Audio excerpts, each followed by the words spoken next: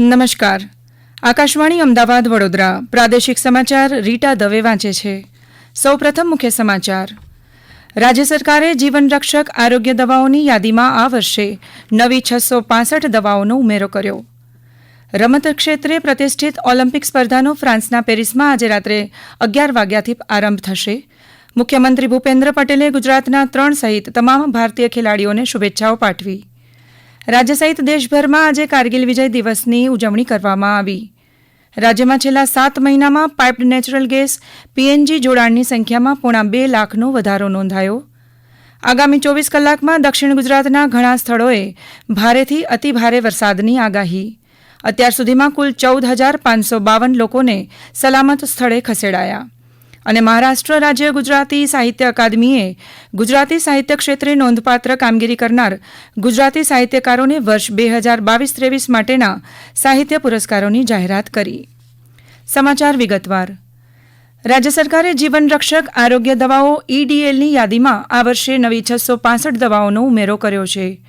આરોગ્યમંત્રી ઋષિકેશ પટેલે પત્રકારો સાથેની વાતચીતમાં જણાવ્યું કે અગાઉ રાજ્ય સરકારની EDLની યાદીમાં 717 દવાઓ હતી, જે હવે વધીને 1,382 થઈ છે. તેમણે કહ્યું કે રાજ્યના પ્રત્યેક દર્દીને શ્રેષ્ઠતમ સારવાર અને ગુણવત્તાયુક્ત દવાઓ ઉપલબ્ધ કરાવવી એ જ અમારી સરકારની પ્રાથમિકતા છે. તાજેતરમાં EDL એસેન્શિયલ ડ્રગ લિસ્ટ 24-25 આપણે જાહેર કર્યું છે, જેમાં જીવન રક્ષક આવશ્યક દવાઓનો આપણે ઉમેરો કર્યો છે. ઉમેરાયેલી નવી દવાઓમાં cancer, anti cancer, anti infection, હૃદયરોગ, ડાયાબિટીસ, બીપી તેમજ કિડનીના રોગ સાથે સંકળાયેલી જીવન રક્ષક દવાઓ આપણે ઉમેરી છે, જે દર્દીઓને હવેથી નિઃશુલ્ક મળશે. જે આપણા સરકારી સ્ટોરમાં જે દવાઓ ઉપલબ્ધ હોય એની વાર્ષિક સમીક્ષા કરી અને એમાં વપરાતી દવાઓમાં 20% ઉમેરો કરી અને એની ડિમાન્ડ ઓટો જનરેટ કરી અને દવાઓ સપ્લાય કરવાનો નિર્ણય કર્યો છે. મંત્રીશ્રીએ વધુ વિગતો આપતા ઉમેર્યું કે EDLની યાદીમાં હવે કાર્ડિયોવેસ્ક્યુલરની દવાઓ વધીને 117, એન્ટી ઇન્ફ્લેક્ટિવની દવાઓ વધીને 199, એન્ટી કેન્સરની દવાઓ વધીને 47 અને ન્યુરોલોજીકલ અને સાયકેટ્રિક દવાઓ વધીને 123 થઈ છે. જામનગરમાં આજે દેવભૂમિ દ્વારકા, મોરબી અને જામનગર જિલ્લાની સરકારી મંડળીઓની એક સમીક્ષા બેઠક યોજાઈ. રાજ્યના કૃષિમંત્રી રાઘવજી પટેલની ઉપસ્થિતિમાં અને રાજ્યના સહકાર મંત્રી જગદીશ વિશ્વકર્માના અધ્યક્ષસ્થાને યોજાયેલી આ બેઠકમાં સહકારથી સમૃદ્ધિ પાયલોટ પ્રોજેક્ટ, તેના મુખ્ય ઉદ્દેશો અને એના એક્શન પ્લાન અંગે ચર્ચા કરાઈ. બેઠકમાં કૃષિમંત્રીએ જણાવ્યું કે દેશભરમાં સહકારી ક્ષેત્રને વધુ મજબૂત બનાવવાની દિશામાં કામગીરી થઈ રહી છે. આ પ્રસંગે સહકાર મંત્રી જગદીશ વિશ્વકર્માએ જણાવ્યું કે સહકારથી સમૃદ્ધિ પાયલોટ પ્રોજેક્ટનો મુખ્ય ઉદ્દેશ ખેડૂતો અને દૂધ ઉત્પાદકોને ગામની મંડળી ઉપર જ બેન્કિંગ સેવાઓ ઉપલબ્ધ કરાવવાનો છે. આ બેઠકમાં સહકાર વિભાગના સચિવ, ગુજરાત મિલ્ક ફેડરેશનના ચેરમેન, દૂધ મંડળીઓના આગેવાનો ઉપસ્થિત રહ્યા હતા. રમત ક્ષેત્રે પ્રતિષ્ઠિત ઓલિમ્પિક સ્પર્ધાનો ફ્રાન્સના પેરિસમાં આજથી આરંભ થશે. ભારતીય સમય મુજબ આજે રાત્રે 11 વાગે ઓલિમ્પિક સ્પર્ધાનો ઉદઘાટન સમારંભ સેન નદી ખાતે યોજાશે. મુખ્યમંત્રી ભૂપેન્દ્ર પટેલે પેરિસ ઓલિમ્પિકમાં ભાગ લઈ રહેલા ગુજરાતના 3 ખેલાડીઓ હરમિત દેસાઈ, માનવ ઠક્કર અને ઇલાવેનિલ વાલારિવન ઉપરાંત તમામ ભારતીય ખેલાડીઓને સમગ્ર ગુજરાત વતી જ્વલંત સફળતાની શુભેચ્છાઓ પાઠવી છે. સૌ માટે આનંદનો અવસર છે કે ગુજરાતના 3 હોનહાર ખેલાડીઓ આ ઓલિમ્પિકમાં ભાગ લઈ રહ્યા છે અને આપણા ગુજરાતનું ગૌરવ વધાર્યું છે. ટેબલ ટેનિસ રમતમાં હરમિત દેસાઈ અને માનવ ઠક્કર, એર રાઇફલ શૂટિંગમાં ઇલાવેનિલ વાલારિવન ગુજરાતના ખેલ જગતની ગૌરવ ગાથામાં નવું સીમાચિહ્ન છે. આ 3 ખેલ પ્રતિભાઓ સહિત ઓલિમ્પિક રમતમાં ભાગ લઈ રહેલા બધા જ 117 ભારતીય ખેલાડીઓને જ્વલંત સફળતા મળે તેવી સમગ્ર ગુજરાત વતી હૃદયપૂર્વકની શુભેચ્છાઓ પાઠવું છું. મુખ્યમંત્રી ભૂપેન્દ્ર પટેલે એક પેડ માં કે નામ અભિયાનનો આજથી ગાંધીનગર ખાતે આરંભ કરાવ્યો. પર્યાવરણના રક્ષણ માટે 31મી ઓગસ્ટ સુધી સમગ્ર રાજ્યમાં વૃક્ષારોપણ દ્વારા શહેરી વનનું નિર્માણ કરવામાં આવશે. મુખ્યમંત્રીએ ગાંધીનગર મહાનગરપાલિકા વિસ્તારના કોબા ખાતેથી વડનું વૃક્ષ વાવીને આ અભિયાનનો પ્રારંભ કરાવ્યો. ગાંધીનગર મહાનગરપાલિકાના વિસ્તારમાં કોબા ખાતે 4700 ચોરસ મીટરથી વધુ વિસ્તારમાં અનેક વૃક્ષો મળીને કુલ 1500 જેટલા રોપાઓનું વાવેતર કરી અર્બન ફોરેસ્ટનું નિર્માણ કરવામાં આવશે. આ સમાચાર આપ આકાશવાણીના અમદાવાદ વડોદરા કેન્દ્ર પરથી સાંભળી રહ્યા છો, જે આપ અમારી YouTube channel AIR news Gujarat પર પણ સાંભળી શકશો. વધુ સમાચાર માટે આપ અમારા ટ્વિટર હેન્ડલ AIR News_ABAD ને ફોલો કરી શકો છો. રાજ્ય સહિત દેશભરમાં આજે ભારતીય સૈન્યના સાહસ અને શૌર્યને યાદ કરવા કારગિલ વિજય દિવસની ઉજવણી કરવામાં આવી. 9મી ગુજરાત બટાલિયન દ્વારા એસવી આર્ટ્સ કોલેજમાં અમદાવાદના 3 વીર શહીદ જવાનના સ્વજનોનું સન્માન કરવામાં આવ્યું. અમદાવાદમાં એનસીસીના મુખ્ય મથક ખાતે દેશભક્તિનો કાર્યક્રમ યોજાયો, તો ગાંધીનગરમાં રાષ્ટ્રીય રક્ષા શક્તિ યુનિવર્સિટી ખાતે આયોજિત કાર્યક્રમમાં યુદ્ધમાં રાષ્ટ્રના રક્ષણ માટે જીવનું બલિદાન આપનારા જવાનોને શ્રદ્ધાંજલિ આપવામાં આવી.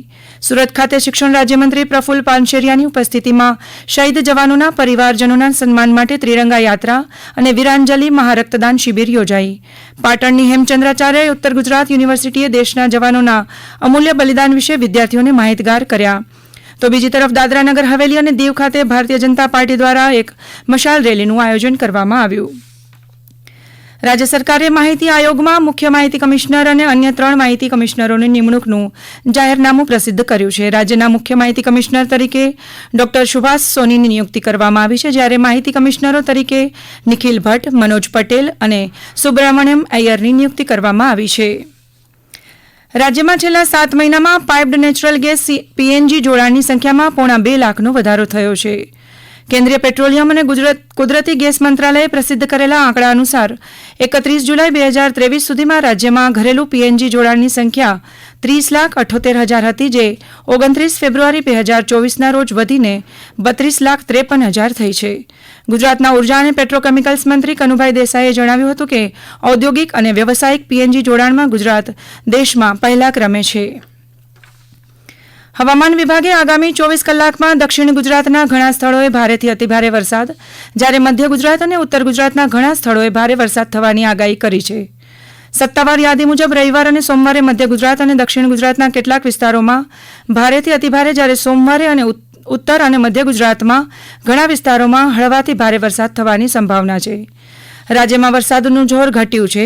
ગુરુવારે રાત્રે ઉપરવાસમાં પડેલા ભારે વરસાદને પરિણામે નવસારીની અંબિકા અને પૂર્ણા નદીમાં પૂરની સ્થિતિ સર્જાઈ છે. તંત્રએ રાહત બચાવ કાર્યમાં એનડીઆરએફ, અગ્નિશમન વિભાગ, પાલિકા, પોલીસ સહિતની ટીમો ઉતારીને 2200થી વધુ લોકોનું સલામત સ્થળે સ્થળાંતર કરાવ્યું છે. શાળા કોલેજોમાં જાહેર રજાઓ કરાઈ છે. આ અંગે વધુ વિગતો આપે છે અમારા નવસારી જિલ્લાના પ્રતિનિધિ અશોક પટેલ.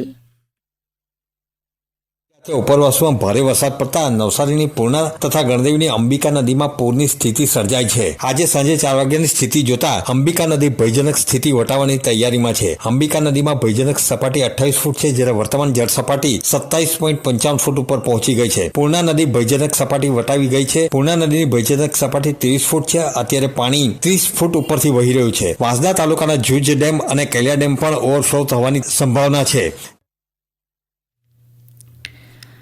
હવામાન વિભાગે આગામી 24 કલાકમાં કરેલા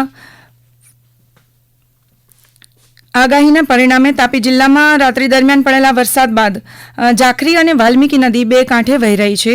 સોનગઢથી બરડીપાડા આહવાને જોડતા નેશનલ હાઈવે નંબર 953 હીરાવાડી ખાતેનો પુલ તૂટતા વાહન વ્યવહાર ઠપ થયો છે. અન્ય 100થી વધુ ગ્રામ્ય વિસ્તારના રોડ રસ્તાઓ ધોવાયા છે. જિલ્લાના બાલોડ ગામના કોઝવે પરથી પસાર થતા એક વૃદ્ધાનું પાણીમાં તણાઈ જવાથી મૃત્યુ થયું છે. વલસાડ જિલ્લામાં આજે છૂટાછવાયા વિસ્તારોમાં વરસાદી ઝાપટા પડ્યાના અહેવાલ નોંધાયા છે. રાજ્યના આપત્તિ વ્યવસ્થાપન તંત્રના જવાનોએ આજે તાપી જિલ્લામાં 106 અને નવસારીમાં 7 મળીને વરસાદ અને પૂરના પાણીમાં ફસાયેલા 113 વ્યક્તિઓને સલામત સ્થળે ખસેડ્યા છે. તાપી જિલ્લાના 918 મળીને કુલ 5125 લોકોને સલામત સ્થળે ખસેડ્યા છે. આ સાથે અત્યાર સુધીમાં કુલ 14552 લોકોને સલામત સ્થળે લઈ જવામાં આવ્યા છે.